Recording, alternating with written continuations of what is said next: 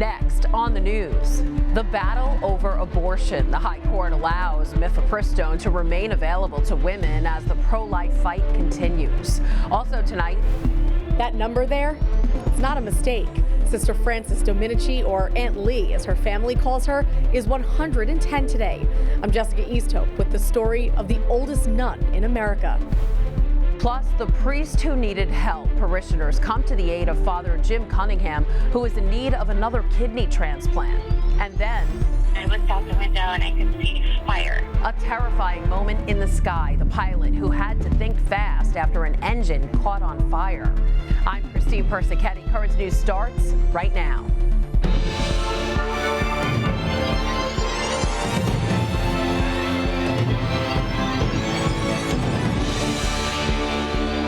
The battle over abortion continues tonight in the United States. The widely used abortion drug Mifepristone remains available to women in the U.S. following a ruling by the Supreme Court on Friday.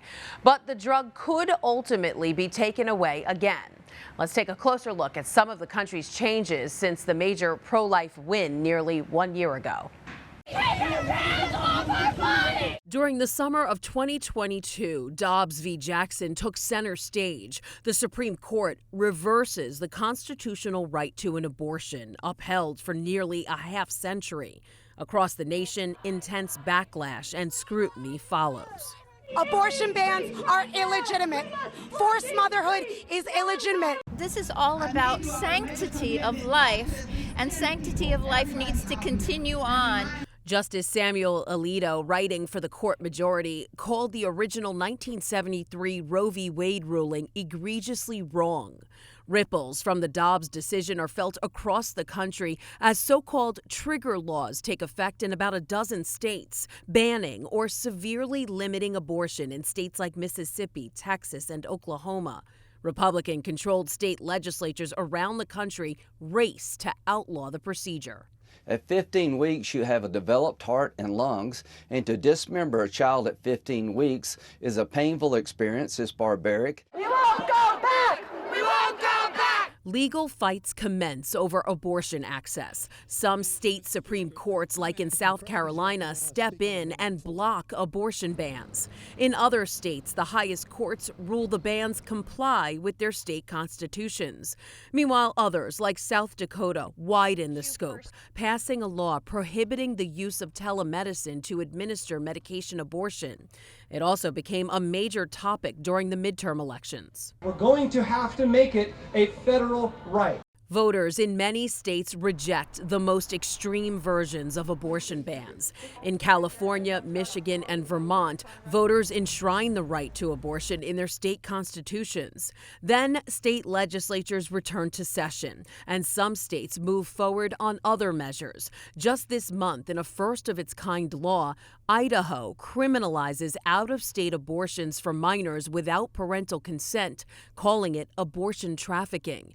And Florida Governor Ron DeSantis last week signed into law a ban against most abortions after 6 weeks. Opponents argue that's before many women know they're pregnant. And now, as the next chapter in Mifepristone begins, many are hoping the High Court will step up to remove the abortion drug once and for all. I also hope the Supreme Court will make the FDA do its job, a job it did not do 20 years ago, and actually seriously examine this medicine. The White House responded to the High Court's ruling, with President Joe Biden praising justices for keeping Mifepristone available to women as the fight over the drug continues. Following the ruling, the United States Conference of Catholic Bishops were also quick to respond, saying, quote, "The interim order by the Supreme Court is a tremendous disappointment, both for the loss of innocent preborn life from chemical abortion and for the danger that chemical abortion poses to women. It is wrong to allow the FDA's greatly diminished health and safety standards for Mifepristone to remain in place." Here's the next step in removing Mifepristone once and for all. The case is going back to the Fifth Circuit Federal Appeals Court. There, a 3-judge panel will hold a hearing on May 17th and then issue a decision sometime later. An appeal to the Supreme Court would need to happen within 3 months of the ruling. However, there's no deadline for the justices to review the case. Stay with Currents News and the tablet for continuing coverage. We'll follow the Supreme Court's actions closely in the pro-life fight, so be sure to tune in for up-to-the-minute daily coverage. Developing tonight, U.S. government officials have been evacuated out of Sudan after a week of heavy fighting between military factions left hundreds dead and thousands wounded. Meantime, the White House is saying it's not safe to evacuate any more American citizens. Instead, they're being told to shelter in place. Laura Aguirre has that story. Thousands of Americans, many of them dual citizens, potentially in harm's way around the Sudanese capital Monday. So far, no plans for a large-scale military evacuation for them. The best advice we can give to those Americans who did not abide by our warnings to leave Sudan and not to travel to Sudan is to stay sheltered in place. One woman says her sister-in-law, a stranded American teacher, had no warning. I have been hearing this message in the past 2 days that American citizens were warned and asked to leave. Trillian says that is not true on her end. Trillian's been told by both the U.S. Embassy and the international school that she works for that she has to shelter in place. Another says bad timing trapped her two brothers there. My brothers went to go visit a family member, and then this happened a day before they were scheduled to come back to the U.S. We've continued to be in close communication with U.S. citizens and individuals affiliated with the U.S. government to provide assistance and facilitate available departure routes for those seeking to move to safety via land, air, and sea. Blinken says several dozen Americans are in a United Nations convoy heading for evacuation at Port Sudan, but many others are still stuck and waiting. These are U.S. citizens. They've born and raised in this country, and they're being forgotten and left in a land that's completely unknown to them. I'm Laura Aguirre, Currents News. Word of the fighting in Sudan reached the Vatican, and the Pope expressed his concern for the people there during his Sunday Angelus. Rimane purtroppo grave la situazione in Sudan, perciò rinnovo il mio appello affinché cessi al più presto la violenza, sia ripresa la strada del dialogo. Invito tutti a pregare per i nostri fratelli e sorelle sudanesi. The Holy Father also asked for prayers for his upcoming trip to Hungary this weekend. Another trip for the Pope is reportedly in the works for next year. This time, the Holy Father is returning home. An Argentine journalist who recently met with the pontiff said the Pope plans to return to his native country next year. The Holy Father has repeatedly insisted he did not want to return to Argentina for fear the visit could be twisted for political means. Since there are no elections in Argentina in 2024, the Pope feels free to return then. In just a few short months, Pope Francis will be in the city of Lisbon for World Youth Day. And ahead of the major youth event, the Pope met with the mayor of Lisbon. World Youth Day was established by Pope Saint John Paul II in 1985. And since then, the week-long gathering has attracted hundreds of thousands of young people. In October of last year, Pope Francis opened registration for the 2023 Lisbon event. Some 400,000 young people have registered. This year's World Youth Day in Lisbon will be held from August 1st to the 6th. To register, just go to lisboa2023.org/EN for the English version of the site. The register button will be in the upper right-hand corner. Now to a story more than a century in the making. An extraordinary cake for such an extraordinary person. Happy birthday to you.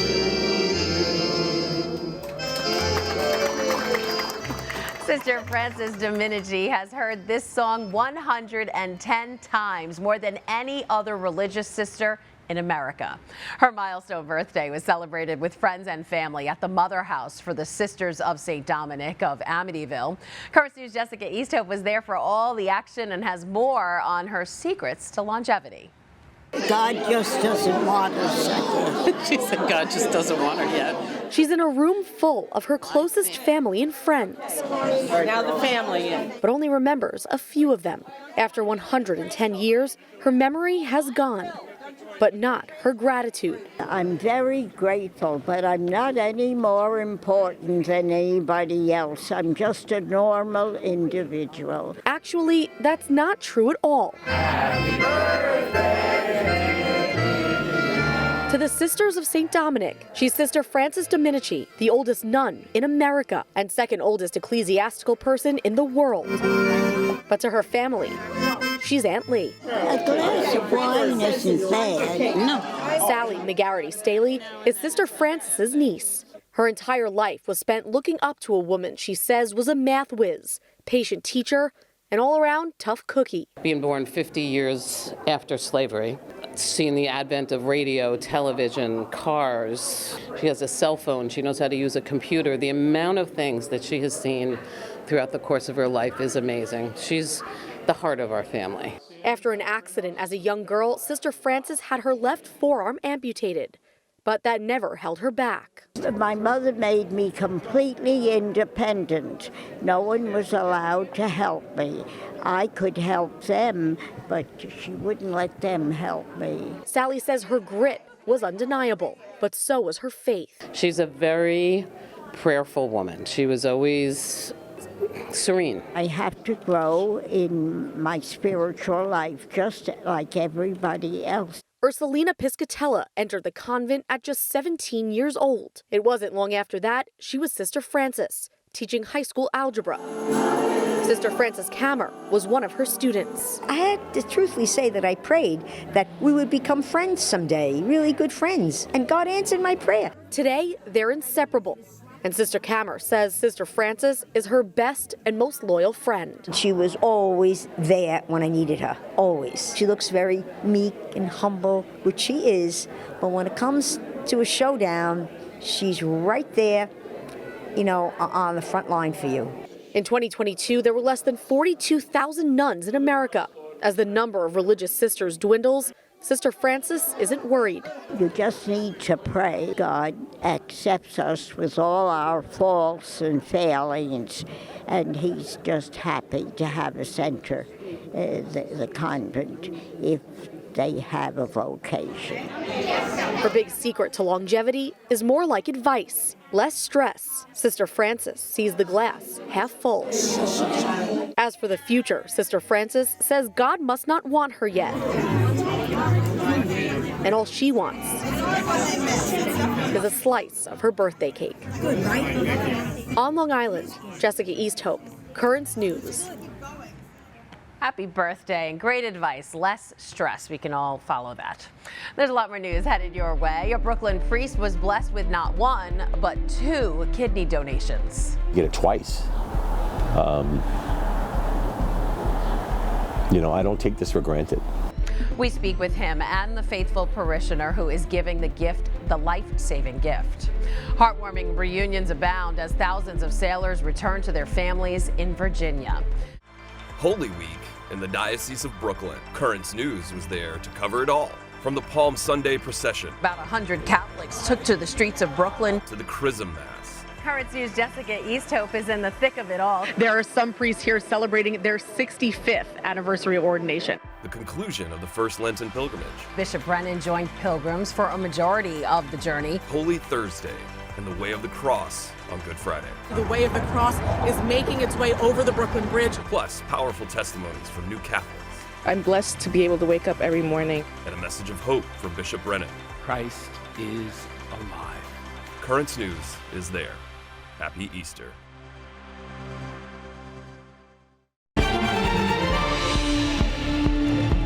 A Diocese of Brooklyn priest is grateful for his parish community. One of his parishioners is giving him an organ, and it's not the first time this has happened.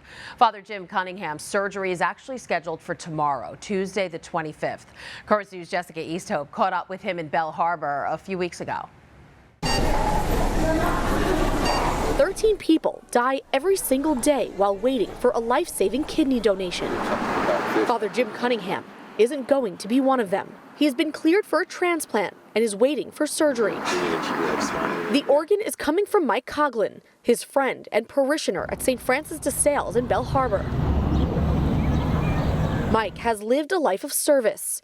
Inspired by members of his own family to make this kind of sacrifice, he was already planning to donate. The surgeon's doing the hard part. I'm just going to fall asleep and wake up. So I don't know if it's service. I think it's just an easy way to hopefully save lives. But this isn't Father Jim's first kidney transplant. And Mike isn't the first friend to go under the knife for him. This is Father Jim's second chance at life. For people to do this, you get a second chance at life once and then to get it twice. I don't take this for granted. Father Jim was first diagnosed with late-stage kidney disease in 2015, and in 2016, his good friend, firefighter Pat Nash, donated his kidney without hesitation. This time around, when the new kidney started to fail after Father Jim got COVID twice and then MRSA, the parish council at St. Francis de Sales circulated this flyer to try and find him a new donor. It was an overwhelming response. The coordinator said to me, "Who are you?" She said, "We've gotten so many requests." And now, in about a month, Mike and Father Jim will make the swap. After a week, they said it's a perfect match. And I said, oh, perfect. All the signs were there to donate to Father Jim. Mike and Father Jim share much more than the same blood type. If it was a stranger, I'd want to help. But somebody like Father Jim, we have to help him. I will do everything that I can to make sure that I take care of myself and serve to the best of my ability. The two men share their faith. In Belle Harbor, Jessica Easthope, Currents News. Right now, Father Jim is at home preparing for his surgery, but was kind enough to take a moment to chat with us. Father Jim Cunningham joins us now. Hi, Father. Hi, Christine. How are you? I'm good. We are so happy that you're getting the second chance. So tell us what happened. Why did your body reject the first donated kidney? The doctors felt that because of COVID, I had COVID twice, and that compromised so many organ transplants. I did not have strong cases of COVID, but I did have it twice, and it started causing a blockage in the kidney. And then the blockage they tried to fix. I had surgery 4 times in the summer, and they thought they were successful, but unfortunately it wasn't successful because things were starting to shut down. And then on top of that, while I was in the hospital in September, I contracted MRSA.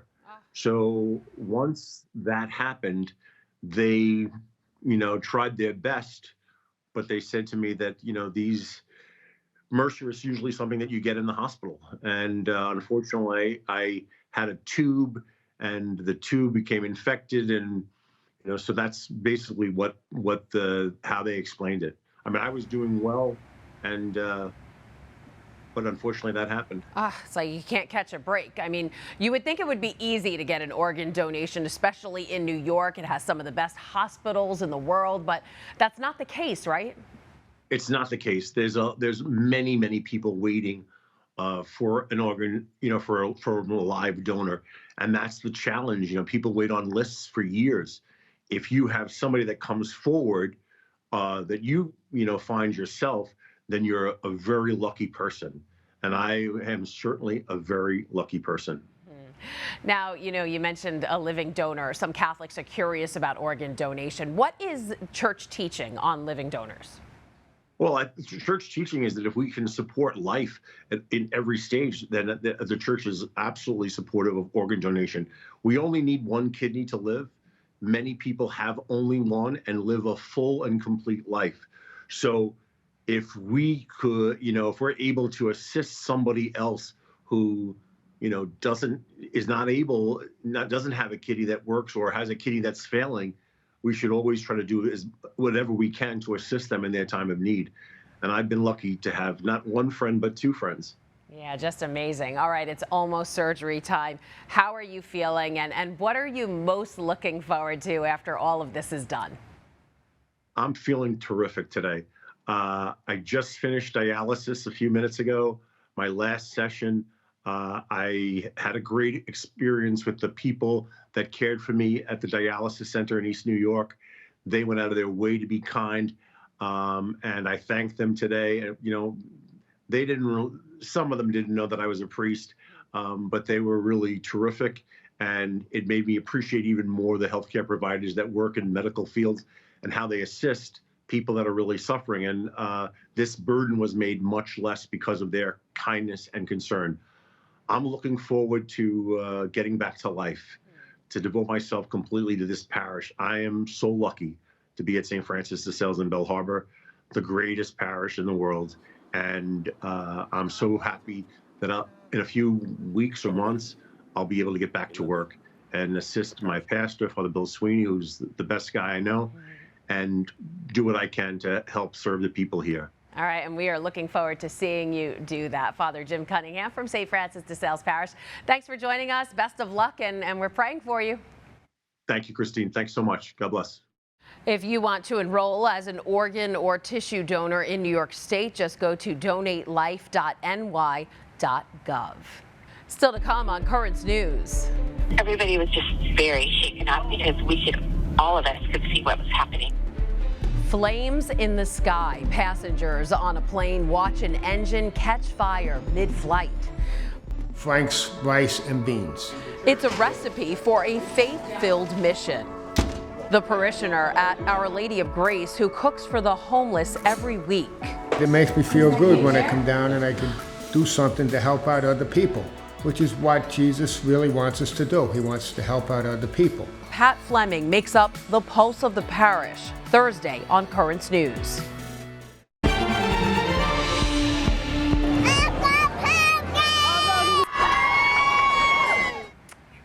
Reunited, about 5,000 sailors returned home to their families in Virginia after being deployed for about 9 months at sea.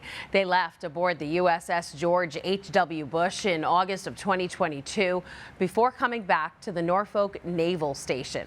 During their time away, they were stationed mainly in Europe and the Mediterranean to participate in various NATO exercises. Love those videos. From the sea to the sky, an Ohio airplane made an emergency landing Sunday after it struck a bird and its engine burst into flames. Currents News' Andy Madison finds out how this American Airlines crew stopped a mid-air terror. Mayday, mayday, mayday, American 1958. Moments after departing from John Glenn International Airport in Columbus, Ohio on Sunday morning, pilots made that mayday call.